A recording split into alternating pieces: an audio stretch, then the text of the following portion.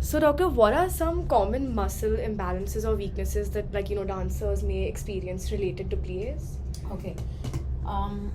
So very often you will have glute hamstring imbalance. Okay. I'll tell you why. Hamstrings are not just flexors of the knee because they are two joint muscles. And hamstrings are also hip extensors. Now everyone thinks that it's a glute which is a hip extensor, but very often hamstrings, if glutes tend to be weak, then hamstrings take over that, and they're not doing adequate stuff at the knee. So that's one important imbalance. You got to identify whether it's a glute weakness or whether it's like a hamstring overactivity. So that's one thing. Another thing is, while we are focused on the lower body, there tend to be a lot of there are chains of muscles.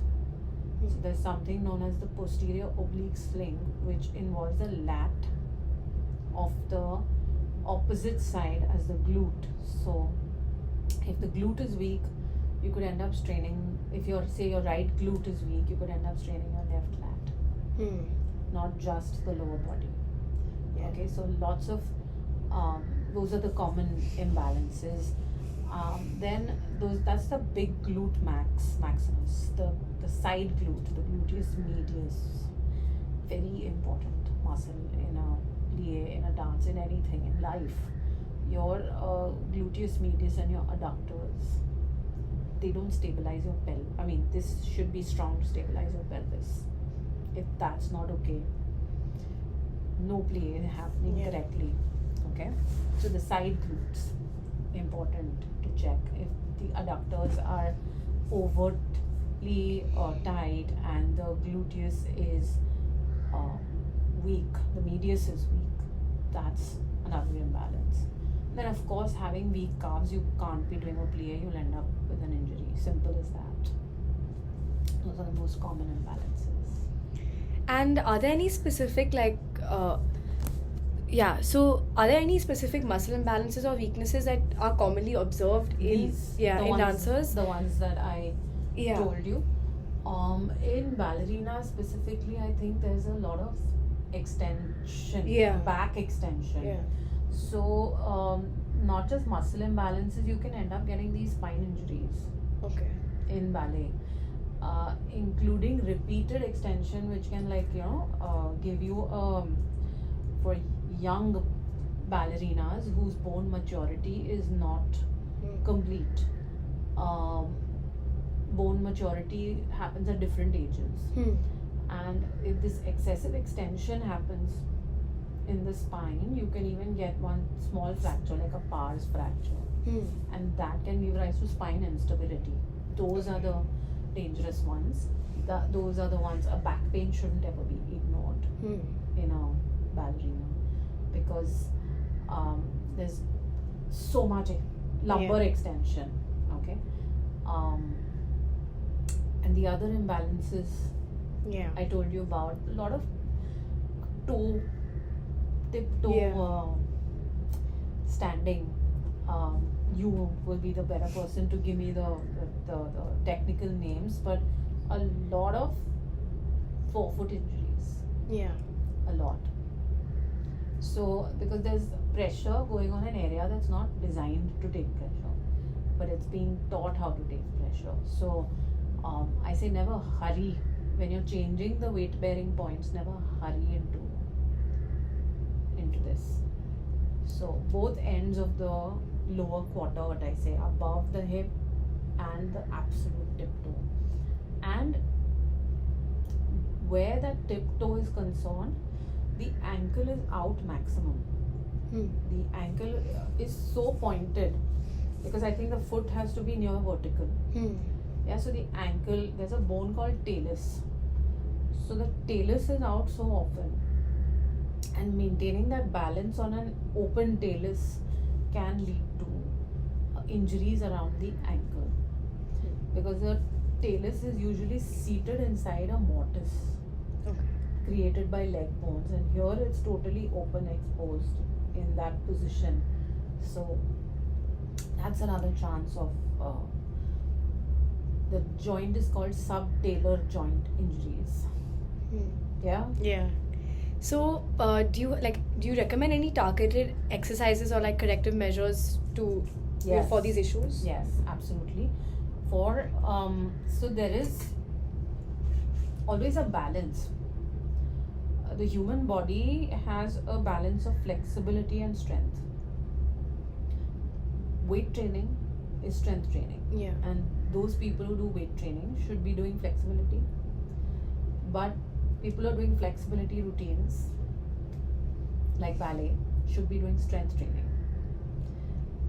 on the other days, Yeah. so as to balance out all of this. So every single joint, your hip, knee, ankle of the lower quarter needs to be strong. Your torso core needs to be super strong. Of course, so that's strength. That's one thing. You need to be doing strength training. To even hold a posture, you need endurance, Yeah. big time. And to hold the posture correctly, you need what is called as your vestibular system. So this is a system that is designed to hold you up anti-gravity, and it should be worked on. So how do you work the vestibular system? You do this by skating, you do this by aerials. So these should be technically really a part of the workout. Yeah. So balance training is another very important thing that I think should be focused on, specifically balance training. I mean, balance exercises are not strengthening exercises, they're not endurance, they're not vestibular balance exercises. Yeah. And are there any specific like warm-up exercises or routines that can help prepare the muscles for optimal PA? Totally. I mean, you've got to do every flexibility stretch of the lower body, and a very important thing, because which is ignored, because of that tiptoe, the front of the shin needs to have a lot of length, which is not commonly seen in a lot of people. Not so many people go into that much plantar flexion. Yeah. Stretching of the front of the shin muscles, not just the calf. So of course, front of the shin, that's the dorsiflexors, the plantar flexors, the hamstrings, the quads, the hip flexors, the hip adductors. Hip flexors are really important to stretch. Yeah. Very important. Your upper body, of course, you should be stretching, but I think lower quarter, lot of it, warm up flexibility for all the muscles that I said. Otherwise, this is a recipe to surely land up in an injury. And I guess also because when we as ballerinas we perform the plie, it's an exercise is done on the bar more of the time. So when you have the bar support and then you're bending down. Yeah. So support makes it easier, but not. That's not an excuse for not having flexibility. So like that. Yeah.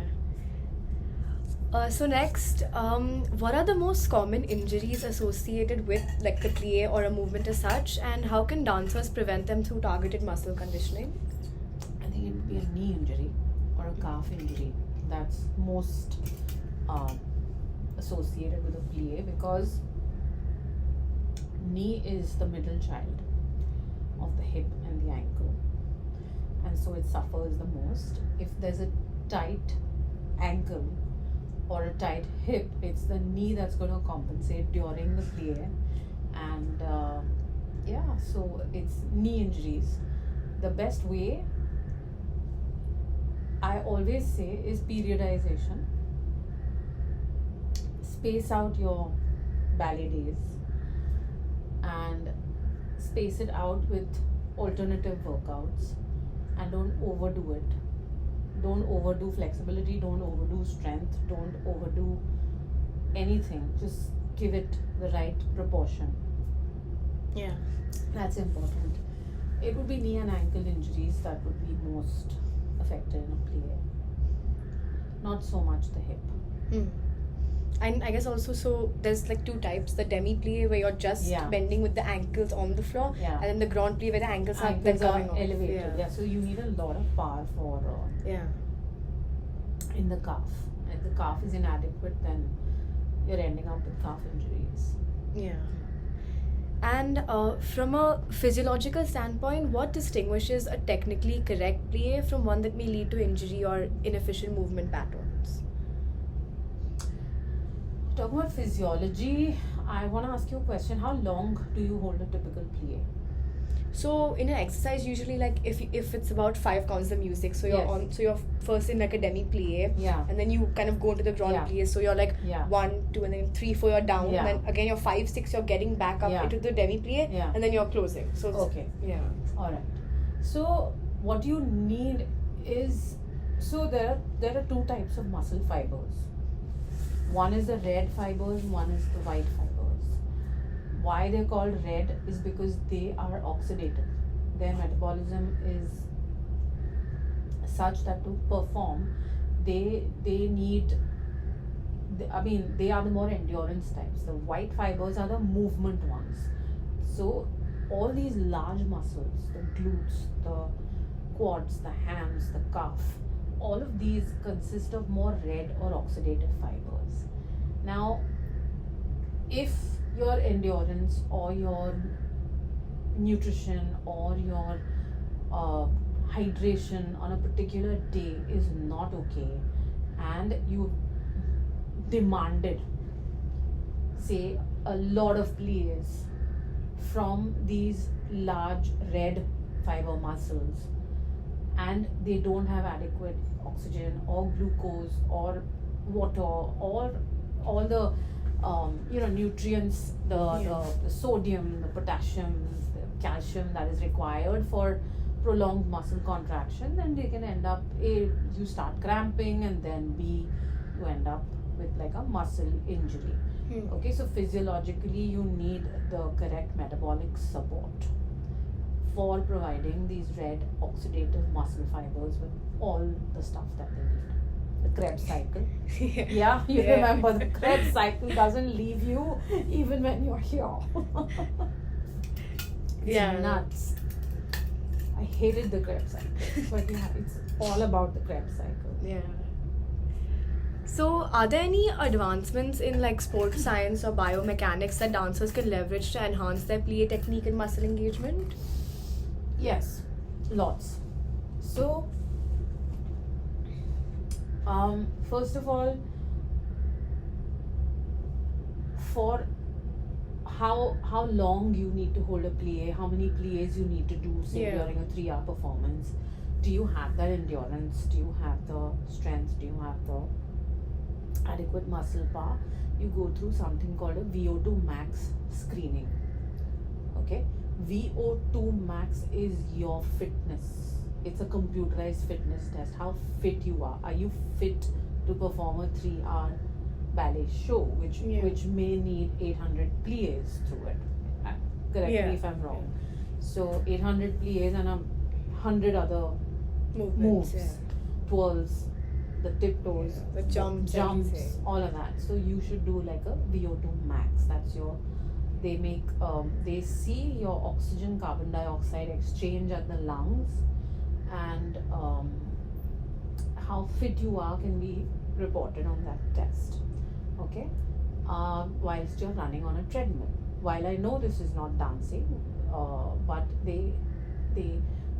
this is a prolonged, like a 3-hour show is a prolonged endurance activity, right? So they make you run on a treadmill, which is equivalent to that. Okay, so you can do a VO2 max testing. You can do a biomechanical testing, where I can even show you the Gait Lab. I'm just concluding some stuff from the Gait Lab that we have on some of our patients. But we test archers, we test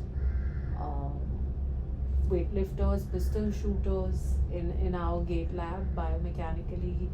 you can test dancers as well, because then you see where the ground reaction forces are. Like if you're doing a plie and you're putting more weight on one side, say right more than left, so clearly you're headed for an injury. Yeah. That can be made out sometimes not by the eye but by a biomechanical test. By what is known as a motion analysis, like a computerized motion analysis. We have a 12 camera, 2 force plate system with 8 channel EMG electrodes. So it's state of the art, gold standard anywhere in the world, and should go through it if you're considering being professional about this, so as to prevent any injury. So we have a lot of Olympic athletes that we're screening. Oh, wow. Yeah. And we also have a balance test. So we can test you in tandem standing, your balance test you single leg standing. There's a lot of single leg standing involved. I'm not talking about the plie right now. There's a lot of single leg standing and twirling on one leg, and the jumps, and the double float time, what we call. So all those things we can time you and do this.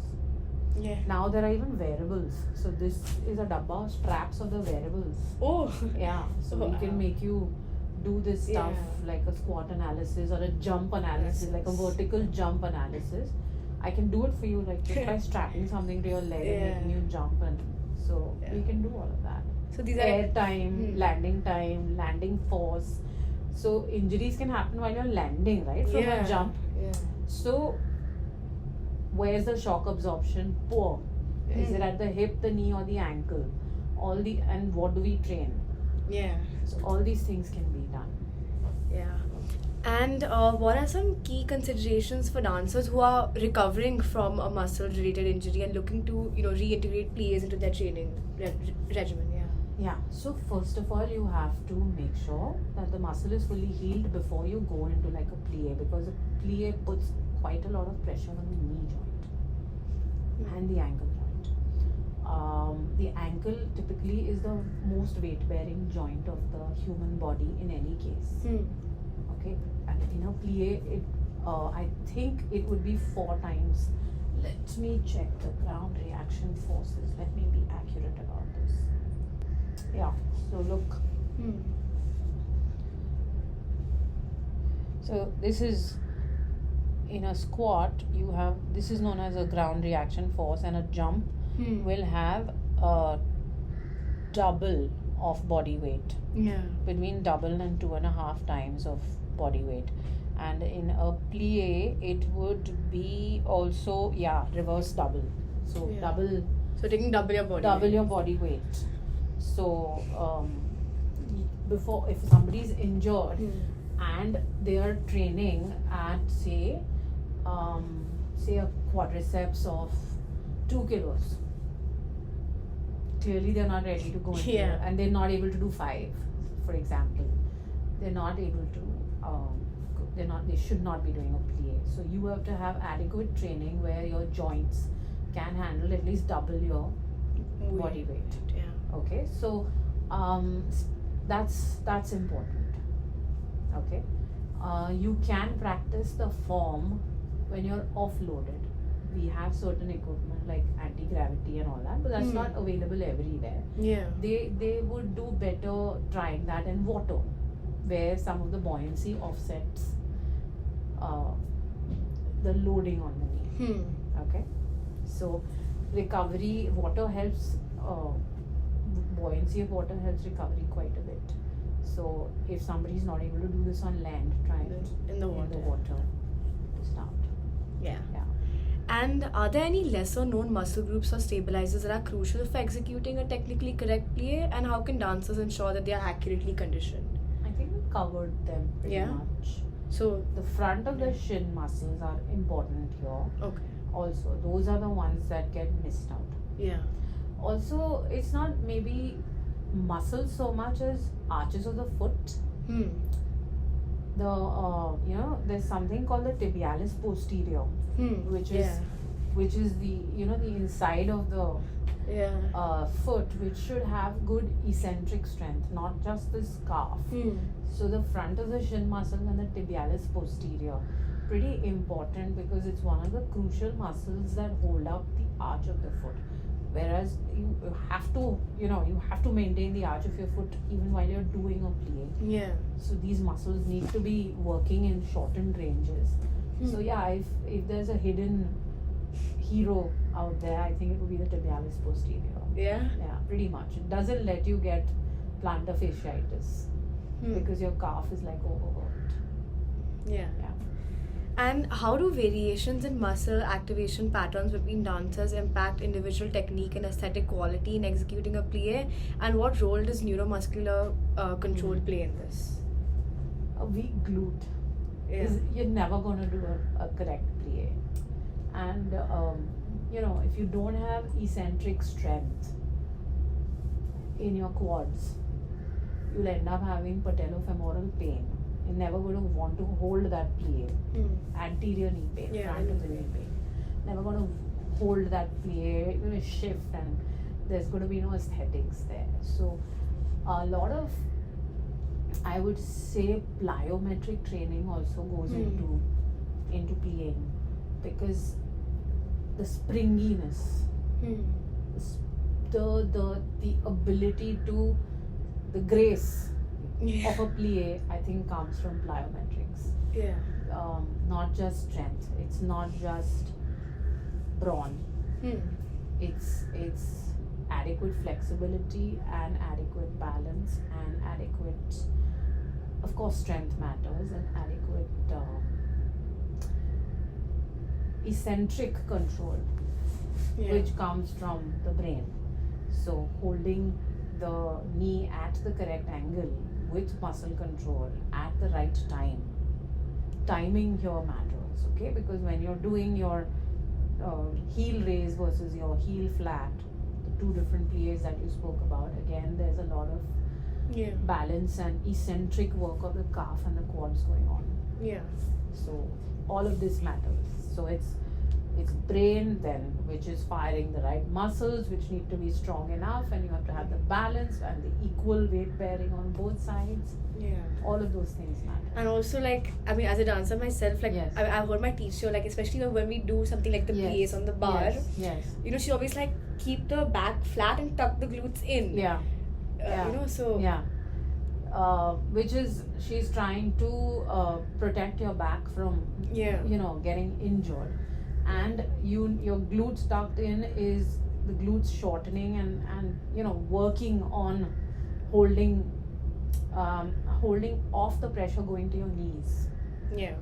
That's what keeps the glutes tucked in. That's called a posterior pelvic tilt. So a posterior pelvic tilt pretty much keeps you protected at the knees as well. And can you elaborate on the importance of ATP hydrolysis in releasing energy for cross-bridge cycle? The Krebs cycle, I hate it. This is not my question. No, come again. Tell me, ATP and the cross-bridge cycle? Yeah, that's exactly. I think we spoke about it between slightly. actin and myosin filaments during muscle contraction. Yeah, so those are the red and the white fibers. That's the basic muscle unit. Yeah. And if you don't have ATP, it's not going to fire the nerve to the muscle at the neuromuscular junction, and ADP doesn't get converted to ATP, and that muscle contraction doesn't happen, doesn't sustain. So you need to eat that banana before your ballet class. And jokes apart, you need to have adequate nutrition, need to have adequate protein, amino acids, all of these things for it doesn't work without this, literally. Your mitochondria is what produces ATP, and it's the powerhouse of the cell. That is a sentence that will haunt you for the rest of your life if you plan to go ahead with this. Pretty much you need to have nutrients to break down. You need to have adequate carbohydrate and protein to break down in order to be able to do this. It doesn't work without this. Thank you, doctor.